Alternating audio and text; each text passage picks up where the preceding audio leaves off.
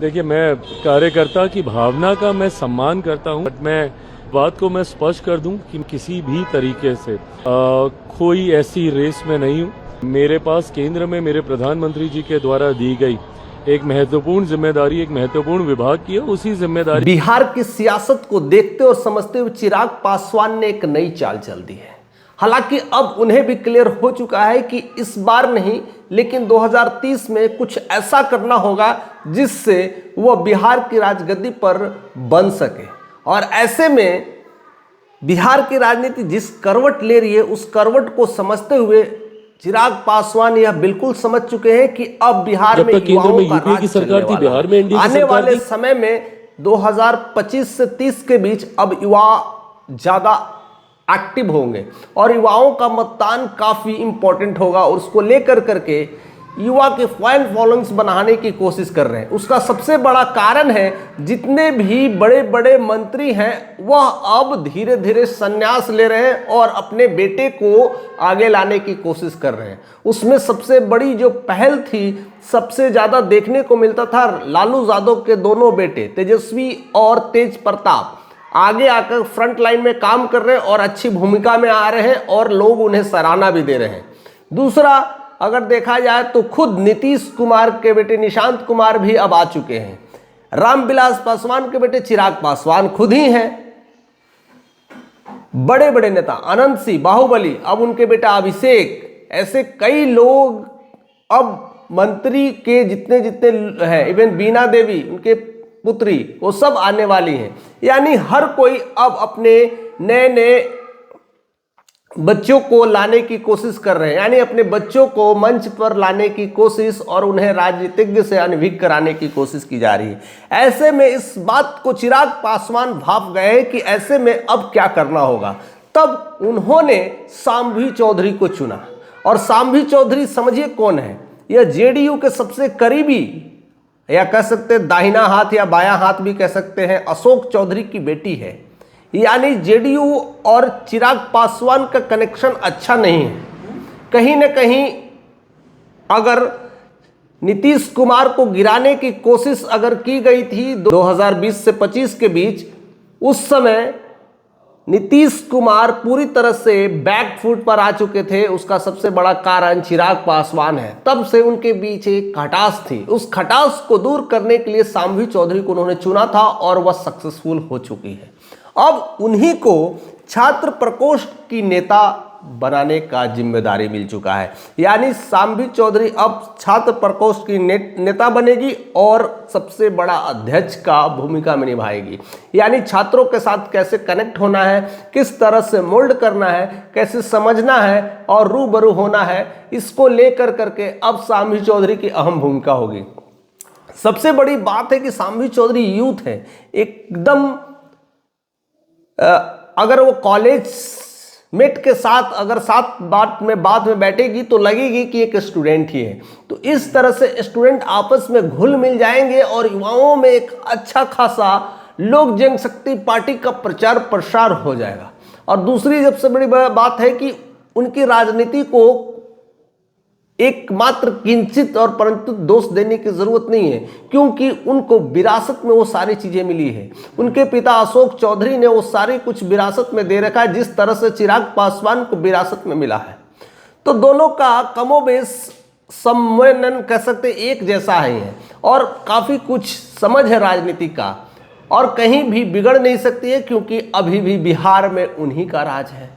यानी जेडीयू में उनके पिता हैं और लोक जनशक्ति पार्टी में उनकी बेटी है। यानी पिता पुत्री का कॉम्बिनेशन बिहार में है और अच्छा खासा है। ऐसे में बिहार के परिदृश्य को अब चिराग पासवान अलग तरीके से भाप रहे हैं और युवाओं को फ्रंट फुट पर लाने की कोशिश कर रहे हैं। हर नेता अपने अपने पुत्रों को लाने की कोशिश। तो ऐसे में चिराग पासवान ने जेडीयू के ही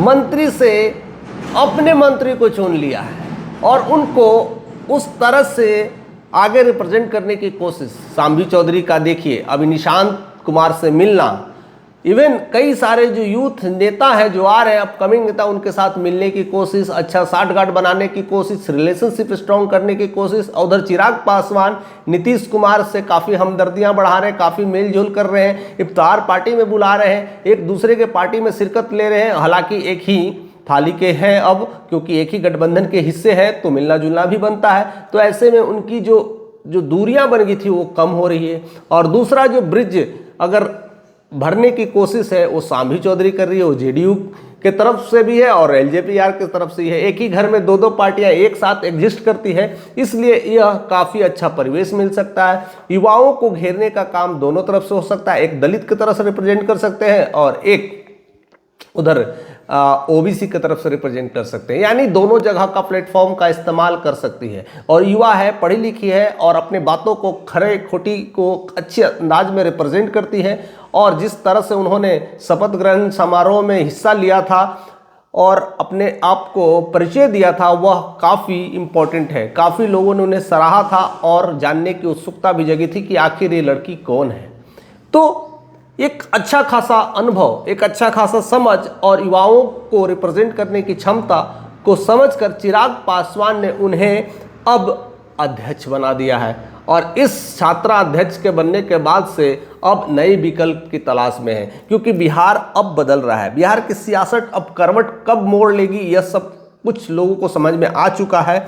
युवा का चेहरा अब दिखने वाला है, युवा ही रिप्रेजेंट करेंगे। बिहार का नेक्स्ट नेतृत्व तो अब युवा ही करने वाले हैं। जिस तरह से चिराग पासवान आ रहे हैं, जिस तरह से निशांत कुमार आ रहे हैं, जिस तरह से बाहुबली अनंत सिंह के बेटे अभिषेक सिंह आने वाले समय में जल्दी ही एंट्री ले लेंगे, लालू यादव को दोनों बेटे भी ने एंट्री ले लिया है। ऐसे में सांभी चौधरी भी अशोक चौधरी की पुत्री है, वीना सिंह की बेटी भी आ चुकी है। यानी हर कोई युवा अब फ्रंट लाइन पे आ रही है। अब युवाओं को अगर बिहार में अगर आ रहे हैं तो युवा ही युवाओं से कनेक्ट करेंगे, और ऐसे में जो युवा ज़्यादा परफॉर्मेंस देगा, ज़्यादा कनेक्ट करेगा, वही अब बिहार का अगला आधिपत्य संभाल सकता है।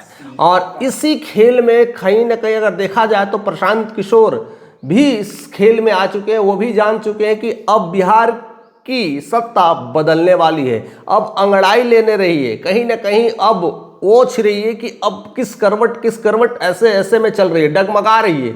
और उस डगमगाहट को सही टाइम पर कोई भाप लिया तो सुराग प्रशांत किशोर थे, जो जन सुराग की स्थापना कर करके एक अच्छा खासा लोगों से कनेक्शन बैठाया। हालांकि एक भी सीट नहीं मिला, लेकिन लोगों का प्यार बहुत अच्छा खासा बटोर चुके हैं। और ऐसे में आने वाले समय में एक बड़ा किंग मेकर हो भी सकते हैं। इस खेल को चिराग पासवान भली भांति समझ रहे हैं, इसीलिए सांभी चौधरी को रिप्रेजेंट करने की कोशिश और दोनों पार्टियों को सामंजस्य बनाने की कोशिश। ऐसे में चिराग पासवान एक तीर से दो निशाना कर रहे हैं, और ऐसे में आने वाला समय अपने आप को एक किंग मेकर की भूमिका में अहम दर्ज के रूप में अपना काम भी करते जा रहे हैं। देखते हैं कि क्या कुछ होता है, क्योंकि हर कोई इस खेल को समझने की कोशिश कर रहा है कि आखिर सांभी चौधरी को ही क्यों चुना गया। उनके साथ बहुत सारे एक से एक लीडर हैं, बहुत से एक रिप्रेजेंट करता है, आखिर सांभी चौधरी को ही क्यों चुना गया। इसके पीछे का कारण आप भी समझ रहे हैं। कमेंट करके बताइएगा। चैनल पर नए हैं तो सब्सक्राइब करके जाइएगा, ज़्यादा से ज़्यादा लोगों तक शेयर करिएगा।